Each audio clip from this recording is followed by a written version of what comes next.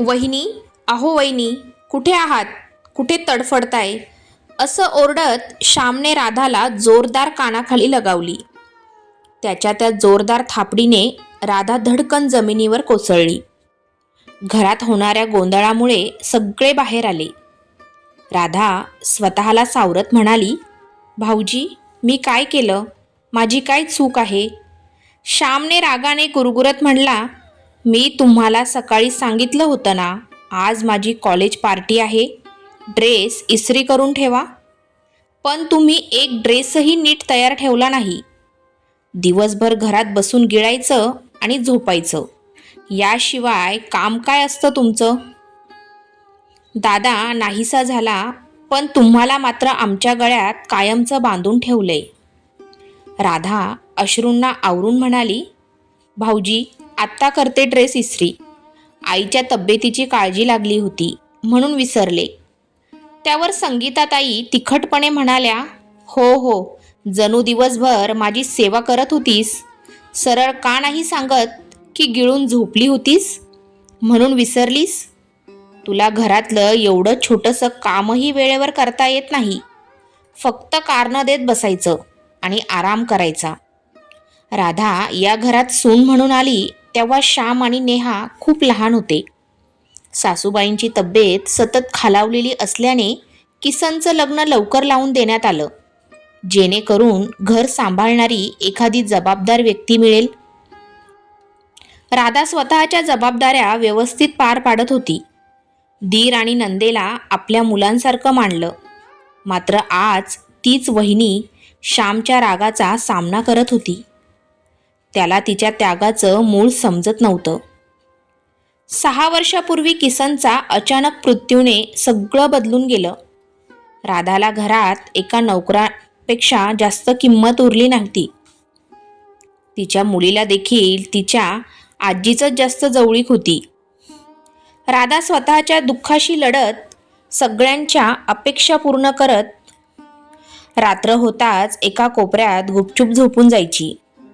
एके दिवशी ती सगळं घरकाम आटपून जेवायला बसली होती. तितक्यात नेहाने ताटाला लाथ मारली. राधा थक्क होत तिला पाहू लागली. नेहा संतापून म्हणाली, बघा, केव्हाही फक्त खात बसलेली असते. फुकटचं खाऊन खाऊन अंग सुटलंय. काल मी रूम स्वच्छ करायला सांगितलं होतं, ते पण केलं नाहीस. काम न करता फुकटचं गिळायला मात्र वेळ मिळतो. राधा स्वतःला सावरत म्हणाली, ताई, तुम्ही मला काहीही बोललात तरी चालेल, पण अन्नाचा असा अपमान करू नका. अन्नाला पाय लावणं पाप आहे. तिचं एवढं म्हणणं नेहाला सहन झालं नाही. रागाच्या भरात नेहाने राधाच्या गालावर जोरदार थप्पड मारली आणि चिडून म्हणाली, जर इथून पुढे माझ्यासमोर तोंड उघडलं तर वाईट होईल. आज रात्री माझी रूम स्वच्छ झालीच पाहिजे, ऐकलं का? राधा एका कोपऱ्यात उभी राहिली. तिच्या डोळ्यातून अश्रू ओघळत होते. ती विचार करत होती, किती वर्ष दिलंय या घराला, पण आज कुणालाच माझा त्याग दिसत नाही. हेच का माझं नशीब? राधा रडत म्हणाली, ताई, रूम साफ करायला खूप वेळ लागेल. मी कधी झोपणार? सकाळी 5 वाजता उठून कामाला लागायचं असतं. जर मी झोपले नाही तर सकाळी काम कसं करू? नेहा तिरस्काराने म्हणाली, एक रात्र झोपली नाहीस तर मरून जाणार नाहीस, आणि ही शिक्षा आहे माझं ऐकलं नाहीस म्हणून. राधा काहीही न बोलता नेहाच्या खोलीकडे सफाईसाठी निघून गेली. नेहा आपल्या आईच्या खोलीत झोपायला गेली. त्या रात्री नेहमीप्रमाणे राधाची मुलगी अनु आपली आजी संगीताताई सोबतच झोपणार होती. पण नेहा आईजवळ झोपणार असल्याचं ऐकून अनु विचारात पडली. ती संगीताताईंना म्हणाली, आजी, आत्या तुझ्याजवळ झोपणार असेल तर मग मी कुठे झोपू? संगीताताई अनुकडे दुर्लक्ष करत म्हणाल्या, आज माझी मुलगी माझ्या जवळ झोपणार आहे. तू जाऊन तुझ्या आईजवळ झोप. मनात नसतानाही अनु तिच्या आईकडे गेली. रूममध्ये गेल्यावर पाहते तर तिची आई तिथे नव्हती. ती नेहाच्या खोलीत काम करत असलेली दिसली. सफाई करताना राधा डोळ्यातून आसवं गाळत आपल्या स्वर्गवासी पतीशी बोलत होती. तुम्ही मला सोडून गेलात, पण मी रोज इथे तडफडत आहे. मी फक्त अणूसाठी जगते, तिच्यासाठी हे सगळं सहन करते. ती सुद्धा माझ्याशी नीट बोलत नाही, पण मला याचं काही वाटत नाही, कारण तिच्या वागण्यातूनच तिला इथं प्रेम मिळतं. ज्या गोष्टी मला कधी मिळाल्याच नाहीत, जर तिचं सुख माझ्यापासून दूर राहण्यात असेल तर ती दूरच राहू दे.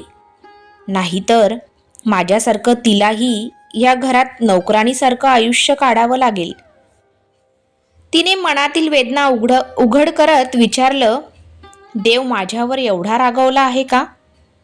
माझं आयुष्यच अंधकारमय का केलं?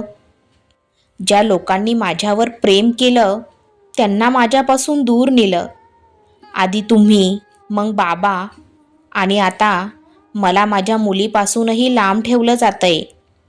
पण मी हे सगळं सहन करणार. अनूच्या भविष्याचा प्रश्न आहे. तिचं वकील होण्याचं स्वप्न पूर्ण करायचं आहे. तिच्या शिक्षणासाठी मी माझे सगळे दागिने विकलेत. पण आईने तिला सांगितलं की तिचं ॲडमिशन काकांनी घेतलंय. असू दे, नाव कुणाचं का असेना, मला फक्त तिचं स्वप्न पूर्ण झालेलं पाहायचं आहे. एकदा का ती सुखी झाली की मग मीही तुमच्याजवळ येईल. दुसऱ्या दिवशी नेहा तिच्या रूममध्ये आली तेव्हा खोली एकदम स्वच्छ आणि लकलकीत दिसली. पण राधा तिथेच खुर्चीवर झोपलेली होती. नेहाला काहीच दया आली नाही. तिने खुर्चीला लाथ मारली, ज्यामुळे राधा खाली पडली. नेहा चिडून म्हणाली, एवढं काय मोठं काम होतं की इथे झोपून गेलीस? तुझ्या खोलीत जाऊन झोपायचं होतं. आणि आता उगाच वेळ घालू नको. पटकन माझ्यासाठी एक कप चहा करून आण. राधा निशब्दपणे उठली, डोळ्यातल्या अश्रूंना आवरलं आणि स्वयंपाकघरात गेली. तिथं श्याम नाश्ता मागत होता. संगीताताई पूजा संपवून ताट हवं म्हणून बोलावत होत्या आणि राधा पुन्हा त्या दैनंदिन चक्रात हरवून जात होती. राधाचं जीवन एका कोंडवाड्यासारखं झालं होतं, जिथे तिला स्वतःचं दुःख गिळून काम करावं लागत होतं. तिचं समर्पण, तिचा संघर्ष कुणालाही दिसत नव्हता. पण तिच्या मनात एक आशा होती. अणूचं स्वप्न पूर्ण झालं की तिच्या आयुष्याचा भार हलका होईल. असा विचार करून राधाने चहासाठी पाणी ठेवलं आणि संगीताताईंसाठी पूजेचं ताट तयार करू लागली. थोड्या वेळानंतर ती स्वयंपाकघरात परत आली तर तिने पाहिलं की अणू श्यामसाठी चहा घेऊन जात होती. हे पाहून राधाला तिच्या डोळ्यावर विश्वासच बसत नव्हता. अणू शांतपणे नेहाच्या रूममध्ये गेली आणि चहाचा कप देताच नेहा आश्चर्याने म्हणाली, काल आजीने तुला तिच्याजवळ झोपू दिलं नाही म्हणून नाराज आहेस का? अणू म्हणाली, मी तुमच्यासाठी चहा आणला याचा अर्थ मी नाराज आहे असा कसा होईल? तेव्हा नेहा उपहासाने म्हणाली, तू तुझ्या आईची मदत करतेस म्हणजे आजीला राग येईल म्हणून हे सगळं करतेस ना? अणू ठामपणे म्हणाली, आईची मदत करणं यात काय चुकीचं आहे? नेहा कडवट हसत म्हणाली, मदत करणं वाईट नाही, पण जर आई तुझ्या आईसारखी असेल तर वाईट आहे. ती तर एक नंबरची कामचोर बाई आहे. एकदा जर तू तिची मदत केलीस तर सगळं काम तुझ्या डोक्यावर येईल. अणू नेहाला काहीही उत्तर न देता स्वयंपाकघरात परत गेली आणि आपल्या आईला मदत करू लागली. ती नाश्ता बनवत होती. राधा अर्धा कांदा कापायची तयारी करत असे तेव्हा अणू राहिलेला कांदा कापून ठेवत असे. राधा पीठ परातीत काढून ठेवत असे तर अणू ते पीठ मळून ठेवत असे. हे पाहून राधा चिडली.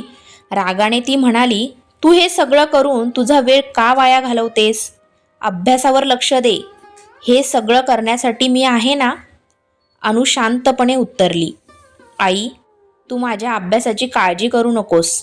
मी माझा अभ्यासही चांगल्या प्रकारे करेल, असं म्हणत ती पुन्हा कामाला लागली. राधाला हे सहन होईना. तिने अनूचा हात पकडला आणि तिला वॉश बेसिनजवळ नेलं. तिचे हात धुवू लागली आणि रागाने म्हणाली, गपचूप इथून निघून जा. मला चिकटण्याचा प्रयत्न करू नकोस. तू तुझं काम कर, अभ्यास कर. मोठी आलीस मला मदत करणारी. राधा चिडलेली पाहून अनु तेथून शांतपणे निघून गेली. पण तरीही तिने आपल्या आईची मदत करणं थांबवलं नाही. अनुचं राधाला मदत करणं घरातल्या लोकांना खटकायला लागलं. ते तिच्या मागे लागले. एक दिवस अनु घरातील फरशी पुसत असताना राधा तिला रागाने ओरडली, तुला कोणी सांगितलं हे सगळं करायला? मी स्वतःला तुझ्यापासून दूर ठेवायचं ठरवलंय, तर तू का माझ्याजवळ येण्याचा प्रयत्न करतेस? अनु डोळ्यात पाणी आणून म्हणाली, कारण मी तुझी मुलगी आहे. हे ऐकून राधा रागाने ओरडली, मी तुला माझी मुलगी मानत नाही, समजलं? मोठी आलीस माझी मुलगी बनायला. आजपासून कधीही माझ्याजवळ सुद्धा फिरकायचं नाही. अनु स्तब्ध झाली. त्या क्षणी संगीताताई तिथे आल्या आणि म्हणाल्या, बघितलं का अनु, मी सांगितलं होतं ना, ही अशीच आहे. तिच्या प्रेमाच्या लायकीचं कोणी नाही. चल इकडे ये माझ्याजवळ. तुझ्या आजीच्या जवळ राहा. हिच्याशी काय बोलायचं? अनुने डोळ्यात दाटलेले अश्रू पुसले आणि शांतपणे आपल्या आजीच्या रूममध्ये गेली. संगीताताईंनी तिला जवळ घेतलं. पण अनुचं मन शांत नव्हतं. तिच्या मनात मात्र एकच विचार होता, आईच्या कडवट शब्दांमागचं दुःख आणि त्या शब्दांमधलं न बोललेलं प्रेम. पण तरीसुद्धा अनु आपल्या आईच्या आजूबाजूला राहत होती. राधा त्यावर विचार करत होती, हिला काय झालं आहे? ती विचार करत होती, एवढं ओरडलं तरीसुद्धा माझ्याजवळ येते. एके दिवशी राधाला ताप आला होता. तरीसुद्धा ती काम करत होती. दुपारी सगळ्यांचं जेवण झाल्यावर तिच्या खोलीत झोपली. ताप जास्त असल्यामुळे तिला झोप लागली होती. थोड्या वेळाने तिला डोक्यावर थंड स्पर्शाची जाणीव झाली. त्यामुळे तिची झोप उडाली. बघितलं तर अनु तिच्या उशाशी बसून थंड पाण्याच्या पट्ट्या तिच्या कपाळावर ठेवत होती. राधा पटकन उठून बसली आणि घाईतच म्हणाली, तू इथे काय करतेस? कोणी सांगितलं तुला हे सगळं करायला? मी मरणार नाही आणि नाही मला तुझ्या सेवेची गरज आहे. तुला एकदा सांगितलेलं समजत नाही का? तू इथून निघून जा. राधाची कटुता अनुला चकित करत होती. तरी तिच्या हृदयाच्या गाभ्यात एक वेगळाच काहीतरी उगवताना जाणवत होतं. अनुचं रडणं राधाला व्याकुळ करत होतं. पण ती स्वतःला कठोर करून म्हणाली, हे सगळं काय नाटक आहे? आई, मला माफ कर. या घरात तुझ्यावर होणारा अत्याचार मी बघत राहिले. कधीच तुझी बाजू घेतली नाही. कारण जेव्हा समजायला लागलं तेव्हा आजी, काका आणि आत्याने तुझ्याबद्दल वाईट बोलताना पाहिलं होतं. आजीने सांगितलं होतं की तू बाबांना मारलंस आणि तेव्हापासून मी तुझा तिरस्कार करू लागले.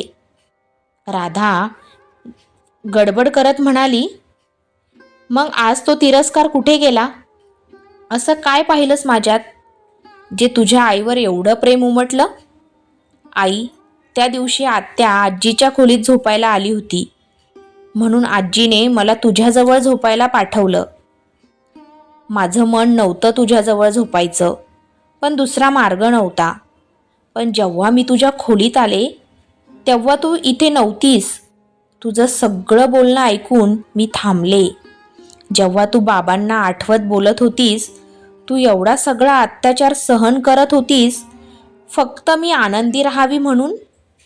खरंच आई, बोलतात ना लोक, आईचं प्रेम म्हणजे देवाचं प्रेम. राधाच्या डोळ्यात अश्रू उमटले. ती म्हणाली, अनु बाळा, मी फक्त तुझीच नाही. एक वेळ असा होता जेव्हा मी श्याम भाऊजी आणि नेहाची पण आई होती.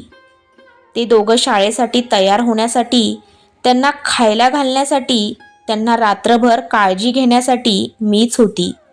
पण आज मला जनावरासारखं मारतात. बाळा, मी हे सगळं तुझ्यासाठी सहन करते, म्हणून तू माझ्या कष्टावर पाणी फिरवू नकोस. माझ्या आणि तुझ्या नात्यात एक गोडी आहे, जी तुलाही मला बनवलं तसं बनवेल. म्हणून जशी राहत होती तशीच राहा. मी सहन करू शकते, पण तुझ्यावर अत्याचार झाला तर मी ते सहन करू शकणार नाही. अनु थोड्याच वेळात म्हणाली, आई, तू काळजी करू नकोस, मी त्यांना धडा शिकवणार. पण हे सगळं विचार तू करू नकोस. तू तुझ्या अभ्यासावर लक्ष दे. हे तुझं शेवटचं वर्ष आहे, ते वाया घालू नकोस. अनु शांतपणे तेथून निघून गेली. वेळ सरकत होता आणि आई मुलगी गपचूप पण अजून मजबूत होऊन आपलं नातं जपत होत्या. एके दिवशी अनु राधाला म्हणाली, आई, मी आज वकील झाले आणि एक आनंदाची गोष्ट सांगू. तेव्हा राधा म्हणाली, थांब, आत्ता नको, रात्री सांग. तेवढ्यात नेहा येऊन म्हणाली, बघितलंस का आई, मी म्हणत होती ना, या मायलेकींचं नक्कीच काहीतरी काळं बेर आहे आणि या दोघींना वाटतं की त्या आपल्याला मूर्ख बनवत आहेत. त्यावर संगीताताई म्हणाल्या, शेवटी ती तिचीच मुलगी, तिच्या गतच निघाली. बरं झालं, आता तीही तिच्या आईसारखी काम करेल. अनु चिडून म्हणाली, आजी, आता आई या घरात काम करणार नाही, तुम्ही लोक काम करणार. आणि इथून पुढे माझ्या आईबरोबर व्यवस्थित बोलायचं, जास्त दादागिरी करायची नाही. जो काम करणार नाही, आई त्याला एक जोरदार ठेवून देईल, जसं तुम्ही लोक तिला देत होता. राधा तिला थांबून म्हणाली, अनु, तू काय बोलत आहेस? तुला लहान मोठं काही कळतं का? श्याम हसून म्हणाला, लहान मोठं? स्वतःच तिचे कान भरले आहेत. तुम्हाला सांगतो, असा धडा शिकवतो, तुमची सगळी अक्कल ठिकाणावर येईल. खबरदार काका, जर आईला हात लावला तर खूप वाईट होईल. तू तुझ्या काकाला धमकी देतेस? थांब, तुला सांगतो, आज तुला चांगलाच धडा शिकवतो. तेवढ्यात पाठीमागून पोलीस येत आले आणि त्यांना पकडले. संगीताताई आश्चर्याने म्हणाल्या, पोलीस? हे सगळं काय होतंय? काय चाललं आहे या घरात? आजी, हे सगळं तुमचा पाहुणचार करण्यासाठी आले आहेत, कारण आता हे घर माझ्या आईचं आहे. श्याम म्हणाला, मी इथे राहणारच नाही आणि मला कुणाची गुलामी करायची नाही. संगीताताई हसून म्हणाल्या, तुझं बरोबर आहे बाळा, या मायलेकींनाच राहू दे, आम्ही तुझ्याबरोबर राहू. श्याम म्हणाला, तुम्ही लोक कुठे येत आहे? मी तर प्रियाजवळ राहायला जातोय. तिच्या बाबांनी मला घर जावई बनायला सांगितलं होतं. माझ्यासाठी हे चांगलं आहे. तुम्ही दोघी तुमचं पहा. मी या घरात किंवा घरातल्या लोकांशी काही नातं ठेवणार नाही. कदाचित पोलिसांना पाहून श्याम घाबरला होता आणि त्याने इथून पळून जाण्यातच त्याचं भलं समजलं होतं. संगीताताई आणि नेहा गप्प होत्या. आता त्या काहीच बोलत नव्हत्या. बघितलंस आजी, काकाने एका क्षणात तुमच्याशी नातं तोडलं. अरे, माझ्या आईने लहानपणापासून त्यांना सांभाळलं, तरी ते आईवर हात उचलू शकतात. त्यांच्यासाठी प्रत्येक नातं म्हणजे सौदा आहे. आता काय बोलायचं तुम्हाला? माझ्या आईची सेवा करणार का की रस्त्यावर राहणार? राधा म्हणाली, अनु, मला कुणाकडूनही सेवा करून घ्यायची नाही आणि त्यांना घरातून बाहेर काढायचं नाही. कुठे जाणार बाळा? आपण यांच्या गत नाही. एखाद्याच्या मजबुरीचा फायदा उठवून चालणार नाही. आणि तू हे सगळं विसरून जा. आपल्याला सगळ्यांना याच घरात राहायचं आहे. मी या दोघींना माझं कुटुंब समजू शकत नाही. माझ्यासाठी फक्त तू पुरेशी आहेस. बघितलंच आजी, तुम्ही माझ्या आईवर एवढा अत्याचार केला, तरीसुद्धा आईला तुम्हा लोकांचं दुःख पाहावत नाही. पण लक्षात ठेवा, तुम्ही जे काही केलं आहे ते तुम्हाला या जन्मातच भोगावं लागणार. आईने तुम्हाला माफ केलं, पण देव तुम्हाला तुमच्या कर्माची शिक्षा नक्कीच देईल. काही दिवसांनी श्याम घरी परत येतो आणि आपल्या आईच्या पायाशी बसून म्हणतो, आई, मला माफ कर. मला आत्ता समजलं, ज्या ठिकाणी आपल्या लोकांची साथ नसते त्या ठिकाणी कुत्र्यासारखं आयुष्य होतं. प्रियाच्या बाबांसाठी मी त्यांचा पालतू कुत्रा होतो. ते प्रत्येक गोष्टीसाठी मला मारत होते. मला तिथे राहायचं नाही. आई, संगीताताई म्हणाल्या, पण तू तुझ्या वहिनीला पण तसंच वागवलं होतंस. आता इथून निघून जा. एका क्षणात तुझ्या आईला आणि बहिणीला सोडून गेला होतास. तुझ्या वहिनीने आमच्यावर दया केली नसती तर आम्ही दोघी मायालेकी रस्त्यावर भीक मागत बसलो असतो. तुला तुझ्या वहिनीने मोठं केलं. कदाचित तू आज या लायक नसतास जर तुझी वहिनी नसती. इथून निघून जा आणि परत कधी तुझं तोंडही दाखवू नकोस. हे सर्व ऐकून राधा गप्प बसली होती, पण तिने सासूबाईंना माफ केलं नाही. एकाच घरात राहून ती त्या लोकांशी अनोळखीच राहिली. तर मित्रांनो, कथा आवडली असेल तर कथेला लाईक आणि आपल्या चॅनलला सबस्क्राईब करा. धन्यवाद.